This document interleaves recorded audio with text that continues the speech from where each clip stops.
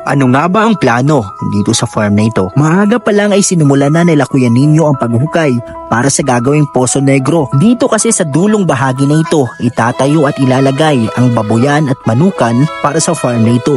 Magtatayo din dito ng isa pang kubo at ang planong fish pen na paglalagyan ng mga isda na dalag na maaring ibenta kapag lumaki na. Iba't ibang tanim na gulay at mas lalong pagagandahin at magiging malinis ang farm na ito ni Ma'am Nika.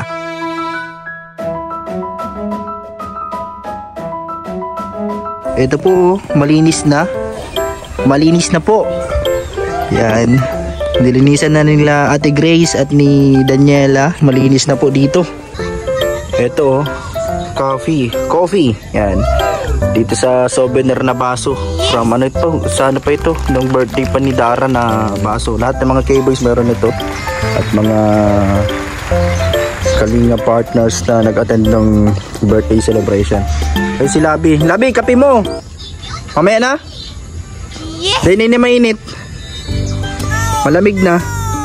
Ayaw niya po kasi magpa-istorbo, mga kaibigan. Sabi niya kasi pag nagsimula na siya maggamas, ayaw niya na magpa-istorbo. Ay nahayaan niya na lang maglamig yung kape niya. Ayaw niyang inumin. Dito siya, oh. Si Labi. Hindi ako makagamas at ito, nagpapakarga. Siging iyak nitong bata na to. Ano, nagising pa lang. Si Brianna, yung mata ko sa buko na bata. Pero masipag ito, natulong to si Brianna. Ano biya? Natulong ko sa ano no, pagkuha ng buko ano. Ito po, ito mga kawayan na to. Yan, ito yung magsisilbing parang gapangan ng mga tanim. Yung mga nagapang, ano bang mga pwede. Tulad ng mga ampalaya, ganyan. Sitaw, yan. Ano ito dito. Pag malinis na, itutusok-tusok dito sa kahoy, ay sa lupa. Ayun na si Labi. Sila Ate Grace nandun sa unahan. Nagpapahinga lang at kanina pa silang umaga doon bago pa kakaliwanag pa lang nandun na sila nag-ani ng mga kamote para malinisan na yung part na yun at makapagtanim na doon ng bago. Ay, mamaya ay siguro ay prituhin yun, no? Piprituhin, no? Kaya lalabon ang tawag yun sa ano, lalaga. Yan. Hello po sa lahat ng mga viewers natin. Ito po yung farm ni Ma'am Nika na nasa 2,400 square meter hanggang doon sa dulo po yan, no? At nakapaligid dito ang bakod na may alambre at bubog, kaya walang makakaakyat. Ito, pininturahan na din nila Gio kasama yung mga kasama niya. Itong gate, kaya kulay black na ito. Dati kulay ano lang siya, silver na medyo nagkakalawang na kasi medyo matagal na din. Pero ito, maganda ng tingnan. Yan, walang makakaakyat din kasi patong-patong yung alambre. Yan dyan. Shoutout kay Ma'am Nika dyan sa Israel. Nanonood palagi dito sa CCTV. Nagmamasdan ng kanyang napakalawak na farm hanggang doon. Hello po, good morning po sa inyo dyan. Pag ganitong oras, pag maaga, tulog pa siguro kasi ano pa lang sa kanila, mag-uumaga pa lang, madaling araw pa. Andun. Marami pa kaming lilinisin dito para mas mapaganda. Yung mga nasa paligid ng mga tanim, aalisin din yung mga damo. Yan, at para yung mga tanim doon ay mas lalong lumaki. Ano, Brianna? Yung mga talbos kamote ay ginamas na din po dito. Yan, no? Para malinisan, para mataniman ulit ng panibago. Nasaan, Monica, yung mga nakuha yung mga laman? Marami? Ayun, oh. Dito nagpapahinga lang sila. Kakatapos lang. Hindi ko naabutan yung paggamas nila dito. Kanina, oh. Maaga pa lang nagising na sila Ate Grace dito. Tapos sila Monica. Yan, si Labi nandun sa kabila. Mamaya tingnan natin. O, pati si Monica pala naggamas na din. Marami pang mga laman. Nasaan? Ay, dito, oh. Wow. Ito po yung mga kamote. Ha? Ipis. Nasaan ang ipis? Ipis pala. Nakita ni Niknik. Ito, oh. Wow. Kamote. Mga puting kamote pala ito. Ano? Nakabota, sakto lang sa paa ni Ate Grace yung bota. Ito po yung mga ibang mga sobrang mga ginamaso na kamuting Oh, kamote. Yan ang kamote. Lalagay dun sa may basurahan sa dulo. Tapos yung iba dito. Tuloy-tuloy pa rin yung gagamas dito para malinis na po ito.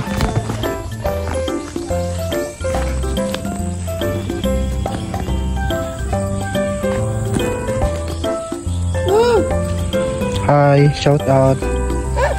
Ito, dami na ng ano, oh, kamote. Yung mga minalis nila labi dito. Ano? So, ayun po, tapos nang maglinis. Yan, ganda na, oh. Pwede na pong taniman. Pwede nang taniman. Pantanim na lang kulang. Pantanim na lang ang kulang. Kulang po yung pantanim.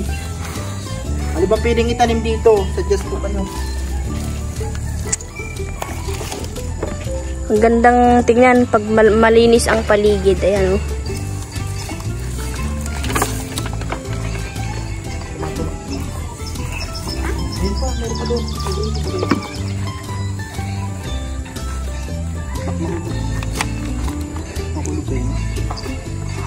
Idasok mo, idasok mo. Balikan na lang. Ako na mga sigid. So tara na po. Lalagay dun. Punta natin doon sa ano. Nag-iiyak na si Brianna. Gawala. Iyak na lang si Brianna doon. Lalagay natin dito. Para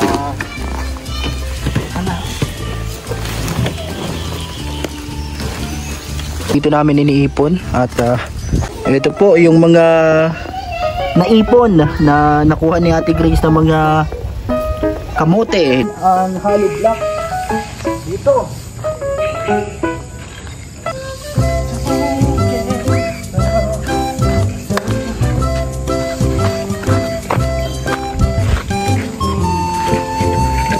Ang dami ni.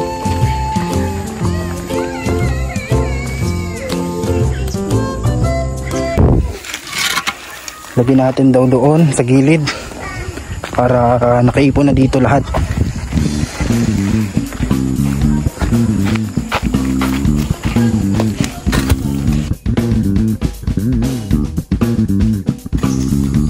So dito po, dito sisimulan yung plano po ni Ma'am Nika. Yan, mayroong pinapagawa dito sa dulo po nitong bakod. Kaya ito nililinisan nila Ate Grace. Yan. At dito sa part na to sa may gitna magawa ng Poso Negro. Ano ko yun ninyo, ano? Poso Negro. Yan, medyo lagpas lang siya mga isang dipa ano dito sa may dulo ng bakod. Tapos dito, yan paano po yan dyan pa square para gawa ng Poso Negro. Kasi meron siyang plano dito na itatayo o ilalagay si Ma'am Nika. Ano?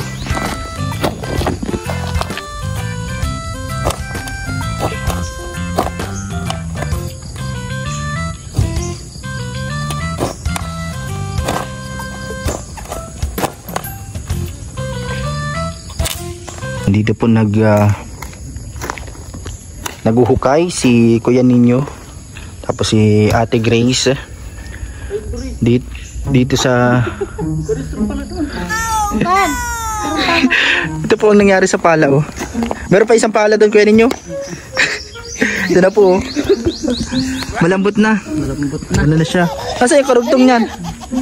Wala na. Up kanina po yan. Malambot na po pala. Yan, may isang pampala doon. So tulong dito sa pag hukay po para dito po sa gagawing Poso Negro. Ito sa part na to.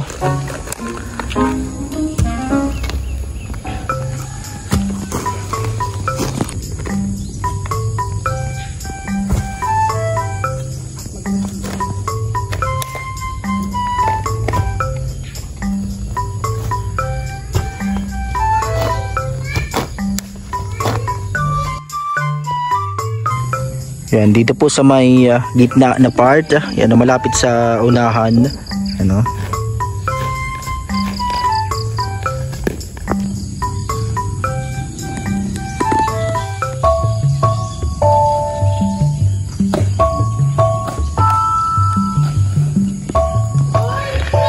Ito yung pala na isa. Yes!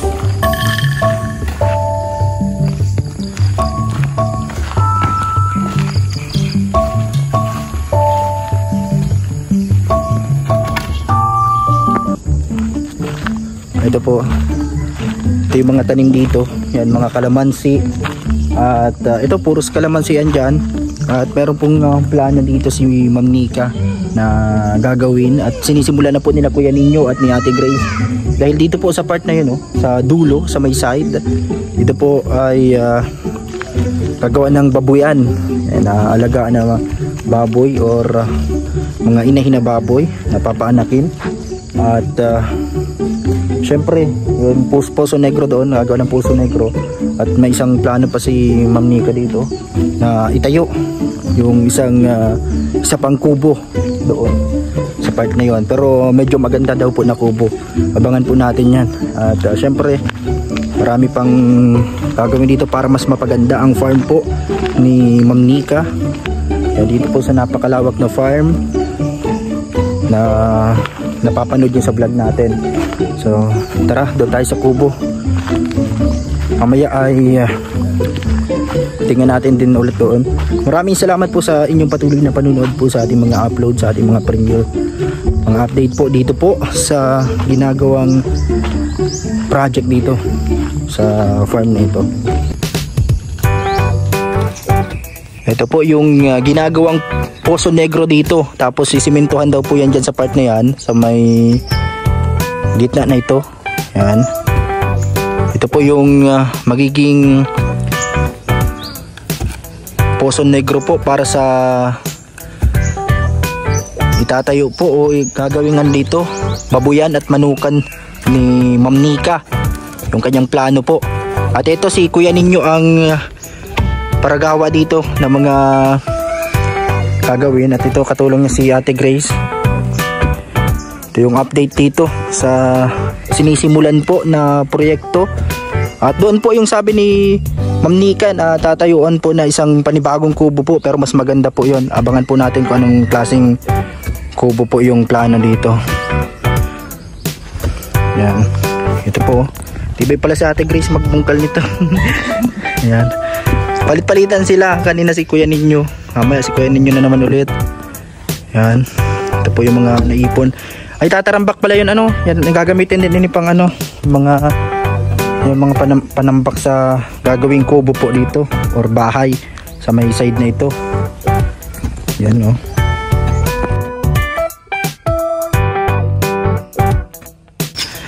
yan po, sinusukat niya na yung pa-box niya. Try nila dito kung okay naman yung yung lalim niya, yung mga ugat, kasi may mga ugat ko yan ninyo, may mga ugat. Yan po yung gagawing Poso Negro dito para ipunan ng mga dumi ng baboy or manok na aalagaan dito. Dito na siya may ipon. Yan, para malinis.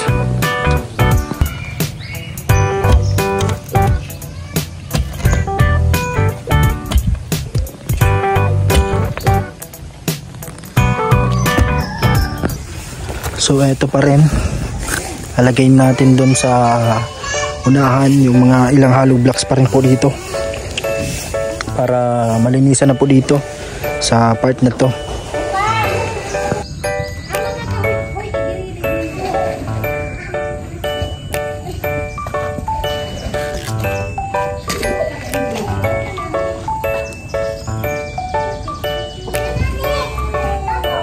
So dito po sa part na to, ang plano po dito ay gagawan po dito ng para pong fish pen. Wow.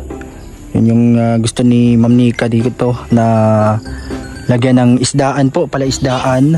Yung fish pen po siya dyan, naka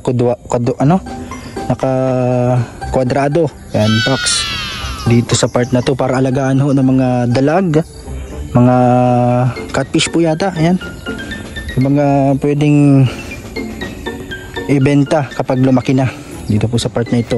Kaya natapos na pong linisan po dyan.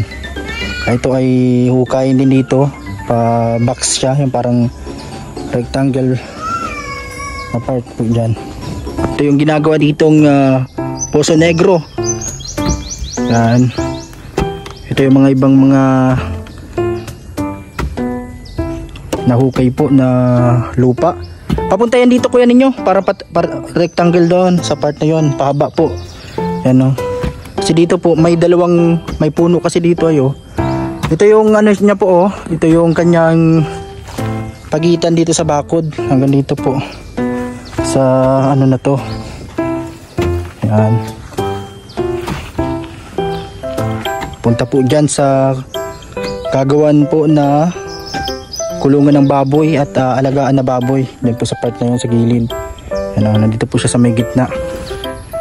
At doon naman po yung kubo or bahay na gagawin.